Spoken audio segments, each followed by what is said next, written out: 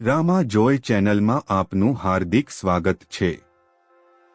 સુરતના માંગરોળ ગામની સીમમાં આવેલા સુપ્રસિદ્ધ જલેબી હનુમાનદાદાના મંદિરે શનિવારે સવારથી જ મોટી સંખ્યામાં ભક્તોની ભીડ ઉમટી પડે છે। દૂર દૂરથી ભાવિકો હનુમાનજીના દર્શન કરવા માટે મંદિરે આવે છે।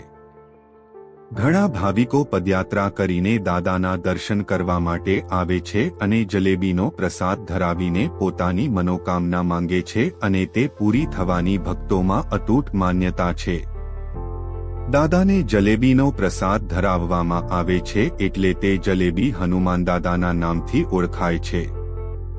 સુરત જિલ્લાના માંગરોળ તાલુકામાં આવેલા જલેબી હનુમાન દાદાના મંદિરે સવારથી દર્શનાર્થી ટોળા ઉમટી પડે છે। જલેબી હનુમાનજી દાદાના દર્શન કરવા ભાવિકો દૂર દૂરથી આવે છે। પોતાની મનોકામના પૂર્ણ કરવા દર શનિવારે મંદિરે ભક્તોની ભીડ જામે છે।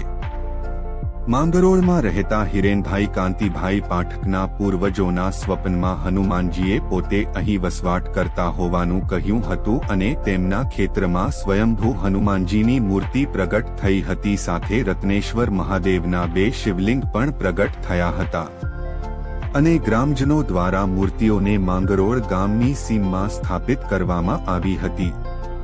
1990માં આ જગ્યા પર ખેતરમાં હિરેનભાઈ પાઠક અને સ્વર્ગસ્થ જમીનભાઈ પટેલ દ્વારા ભૂખી નદીના કિનારા પર ખેતરની જગ્યામાં સેધા પર કાચો રસ્તો બનાવી મંદિરની છત અને દિવાલો બનાવવાનું બાંધકામ શરૂ કરી મંદિરનો જીર્ણોદ્ધાર કરવામાં આવ્યો હતો, પરંતુ મંદિરની છત બનાવ્યા બાદ વારંવાર કુદરતી રીતે તૂટી જતી હતી।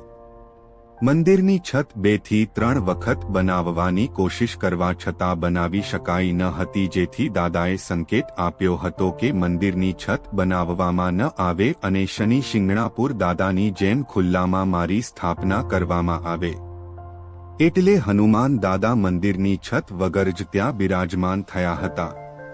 ખેતરમાં લીમડાના ઘટાદાર વૃક્ષ નીચે જ હનુમાનદાદાને બિરાજમાન કરવામાં આવ્યા હતા।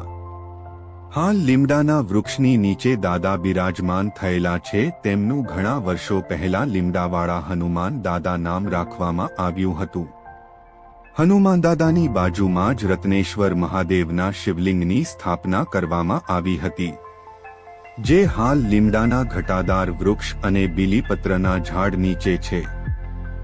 સામાન્ય રીતે બીલીપત્રનું ઝાડ કાંટાવાળું હોય છે, પણ અહીંનું બીલીપત્રનું ઝાડ કાંટા વગરનું છે, જે હનુમાન દાદાની મૂર્તિને છાંયડો આપે છે। વર્ષોથી મંદિરે આવતા ભક્તો દ્વારા દાદાને જલેબીનો પ્રસાદ ધરાવવામાં આવતો હતો, એટલે સમય જતાં દાદાનું નામ લીમડાવાળા દાદા પરથી જલેબી હનુમાનજી દાદા નામ પડી ગયું અને હાલ જલેબી હનુમાન દાદાના નામથી મંદિર ખૂબ પ્રચલિત થયું છે। દૂર દૂરથી ભાવિક ભક્તો મંદિરે આવી જલેબીનો પ્રસાદ ધરાવી પોતાની મનોકામના પૂર્ણ કરે છે। ભક્તો શ્રદ્ધાપૂર્વક 3, 5 કે 11 શનિવારની માનતા રાખે છે અને માનતા પૂર્ણ થવાની ભાવિકોમાં અતૂટ માન્યતા છે। રાજ્ય અને રાજ્ય બહારથી પણ ભક્તો હનુમાનજીના દર્શન કરવા મંદિરે આવે છે। જલેબી હનુમાનદાદા પર ભાવિકોને અતૂટ શ્રદ્ધા છે। ઘણા ભાવિક વિદેશ જવાના વિઝા માટે પાસપોર્ટ લઈને દાદાના દર્શન કરવા આવે છે અને પાસપોર્ટ દાદાને ટચ કરી વિઝાની માટે એપ્લાય કરતા વિઝા મળી જવાની પણ અતૂટ માન્યતા છે। જેમને સંતાન પ્રાપ્તિનું સુખ ના હોય તેવા ઘણા દંપતી પણ દાદાની માનતા રાખતા હોય છે અને દાદા તેમની મનોકામના પૂર્ણ કરે છે। લોકોને જલેબી હનુમાનદાદા પર ખૂબ જ શ્રદ્ધા છે। દર શનિવારે 15,000 જેટલા દર્શનાર્થીઓ જલેબી હનુમાનદાદાના શરણે આવી તેમની મનોકામના પૂર્ણ કરે છે।